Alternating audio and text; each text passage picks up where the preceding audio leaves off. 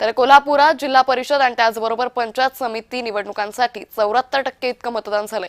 कोल्हापूर जिल्हा परिषदेत एकूण 68 सदस्य, सर्वाधिक मतदान हे गगनबावडा तालुक्यात झालंय। तर आजरा तालुक्यात फक्त 63% इतकं मतदान झालंय। मतमोजणी 250 टेबलवर होईल, 180 फेऱ्या होतील। कोल्हापूरकरांचा कौल नेमका कुणाच्या बाजूने लागतो हे पाहणं अतिशय महत्त्वाचं ठरणार आहे। या संदर्भात अधिक माहिती घेऊयात आमचे प्रतिनिधी अमरसिंह पाटील यांच्याकडून। अमर, खरं तर कोल्हापूरमध्ये 74% इतकं मतदान झालंय। कोल्हापूरकरांनी मतदानाकडे तरी काहीशी पाठ वळवली नसली तरी मात्र आता मतमोजणीमध्ये नेमकं कुणाचं वर्चस्व राहतं हे पाहणं महत्त्वाचं ठरेल। काय अधिक तपशील? अंकिता, तू बोलल्याप्रमाणे मतदानाची टक्केवारी जरी कमी झाली असली, गाव लेवलला म्हणजे भावकी, म्हणजे जी म्हण आहे आमच्या गावकीकडे पेक्षा भावकीकडे बघा, या निवडणुकीत भावकीने एकमेकाकडे जास्त बघितलेलं दिसतं।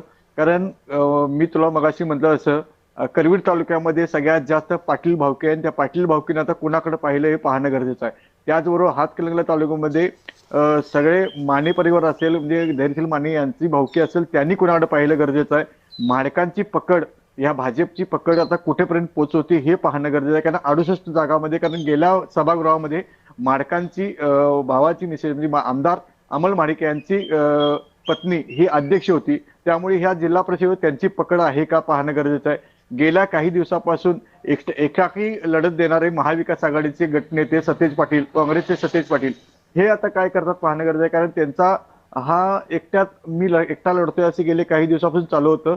वारणा खोऱ्यामध्ये असणाऱ्या शाहूवाडी तालुक्यामध्ये डॉक्टर विनय कोरे यांची पकड ह्या पन्हाळा आणि शाहूवाडी मतदारसंघावर आहे का पाहणं गरजेचं आहे। गेल्या काही दिवसापासून ह्या उमेदवारीपासून सुरुवात झालेली ही निवडणूक आता 2-3 म्हणजे 4 तासांना आता कळेल की कुणाचे बाहुबल किती आहे ते। कारण गेल्या काही दिवसापासून चाललेल्या या राजकारणामध्ये महापालिकेच्या निवडणुकीत सगळ्या महापालिका असेल, नगरपंचायती असेल, या ठिकाणी भाजपनं एक संघ बांधत म्हणजे शिवसेनेला बरोबर घेतलं होतं, शिंदे गटाला, राष्ट्रवादीला घेतलं होतं, परंतु या जिल्हा परिषदेमध्ये कुणालाही न एकटे घेता आपण एकटी लढली। त्यामुळे आता ह्या महायुतीमधले सरस लढतात का महाविकास आघाडीमध्ये सरस लढतात, स्थानिक आघाड्याही बऱ्याच ठिकाणी करण्यात आल्या। कारण प्रत्येक ठिकाणी वेगवेगळ्या गटातले नेते आहेत, त्यामुळे त्या गटातल्या नेत्यांनी कार्यकर्त्यांनी असं ठरवलं की कुठलाही नेता नको आणि आपण स्थानिक आघाड्या करू। कोल्हापूर शहराच्या जवळ, अगदी जवळ असलेल्या शिरोली म्हणजे ज्या ठिकाणी माडकांचं घर आहे, माडकांचे माझे अध्यक्ष शौमिका माडिक राहतात, त्या ठिकाणी एक आघाडी करण्यात आली आणि त्यांनी दिलेल्या उमेदवाराला विरोध करण्यात सगळ्या स्थानिक लेवलच्या आघाडीनं त्या ठिकाणी आता मजबूत पकड केलेली आहे। निश्चित, त्यामुळे एकंदरीतच कोल्हापुरात आता आपलं वर्चस्व कोण ठेवतं हे पाहणं महत्त्वाचं ठरेल। धन्यवाद आपण दिलेल्या सविस्तर माहितीसाठी।